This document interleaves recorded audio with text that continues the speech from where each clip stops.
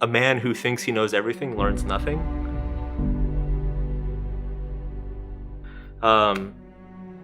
And it's true. I mean, if you think you know everything that's true about your life, then you're going to be less motivated to try something different. You're going to be less motivated to take different perspectives.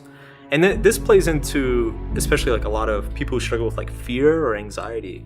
You know, if you take somebody with like social anxiety, usually there's some certainty underlying that. Like they're certain that like these people are going to think they're a loser, or they're certain that these people like don't want to talk to them. And they never actually think to question that certainty, that, you know, maybe actually people in a room aren't thinking about you. Maybe they're just as nervous as you are. Maybe the conversation you just had where you had ketchup on your shirt, like, doesn't really matter and everybody's gonna forget it in 10 minutes. And so it's actually this constant questioning of your assumptions becomes very liberating in many ways once you're able to do it. You're never gonna get away from the problems. Right. And so really what it's about is choosing your problems. You know, so if there's a problem, if people listening to this like feel stuck in some way, generally when people feel stuck, it's because they're in a situation where they believe that they don't have the power to solve whatever's going on in their life. And the truth is that you always have the power to A, react to whatever's going on in your life, or B, create the meaning around whatever's happening in your life. So it's usually just a matter of first changing perspective and then B, doing something to set about solving it. And again, it's what gets people stuck is that they want to eliminate their problems. It's not about eliminating problems. It's about simply finding something more meaningful, more worthwhile.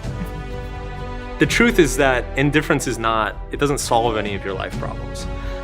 Indifference is actually just another form of avoidance of life's problems. And so a healthy form of not giving a fuck, like what people aspire to when they say like, oh, I just wish I didn't give a fuck about this, is they wish that they didn't give a fuck about whatever adversity or struggles that they need to deal with to accomplish their goals. And they have a hard time doing that. So it's not giving a fuck is all about learning how to simply be comfortable with the adversity. It's okay to feel bad. Like you're gonna feel bad sometimes. I don't care how successful you are. I don't care how amazing your life is, how great your relationships are.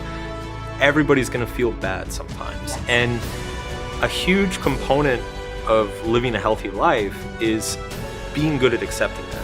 Because when you stop accepting that, you know, when you try to deny your anger, or you get mad at yourself because you're anxious, or you feel bad because you feel bad, it creates this feedback loop. You know, you start feeling guilty at how guilty you feel all the time, or you start getting angry at the fact that you're angry, which makes you even more angry, and then it starts spiraling out of control. And the whole problem is this judgment that negative emotions are not acceptable. You know, if you feel anxious, you say, fuck it. Being anxious is part of life. Like, it's normal to be anxious. You're probably anxious for a good reason. If you're angry, you might be angry for a good reason. These negative emotions aren't necessarily negative. A lot of times they're very helpful. And so it's just learning how to care about something deeper than the emotion itself. Honestly, the most important things that we ever hear in our life are often extremely painful to hear. And I think when people think about some of their key breakthroughs, like, they can relate to that. It's often really uncomfortable to like learn that thing about yourself that kind of sets you free. Right? Problems are basically the building block of happiness. And that is really counterintuitive to most people, because most people think of happiness as like no problems, you know, sitting on the beach with a pina colada, doing whatever. And but the truth is that we need some sort of struggle in our life. The key to living a good life isn't getting rid of struggle, it's finding good struggles. Struggles that invigorate you, struggles that feel important to you, struggles that can contribute to the people around you.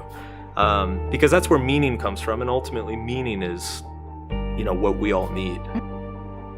So it's easy for people to dream and envision like some big success. You know, we all sit around and have these big visions for ourselves. That feels good, that's great. The problem is that what actually produces success is our ability to enjoy the struggle involved in it. So when I was young, I wanted to be a rock star. I played guitar, I wanted to be in bands. I always, used to fantasize about myself on stage and rocking out and people cheering and going crazy and everything. And it took me years and years and years to realize that I didn't really like to practice. I didn't like rehearsing. I didn't like dealing with like gear and figuring out like how to hook everything up. Didn't like getting gigs. And so it turned out that really the only thing I liked was sitting around envisioning myself being this awesome rock star, or I didn't actually like the work. And so unsurprisingly, nothing ever came from it. I spent over a decade dreaming about it, telling myself I was going to do it, and I never did it. Boldness, doing anything boldly, taking any sort of bold action or stance on anything, by its very nature, it's polarizing. So you're going to cause a very positive reaction in some people, but you also cause a very negative reaction in other people. And the reasons why, it doesn't really matter. I mean, the point is that there's always, just to boil it down to like internet memes, haters gonna hate. Like there's always gonna be haters, no matter what you do, unless you just sit at home and do nothing. There's gonna be haters for everything. And it's important to understand that dichotomy, that you can't do anything great and not be criticized.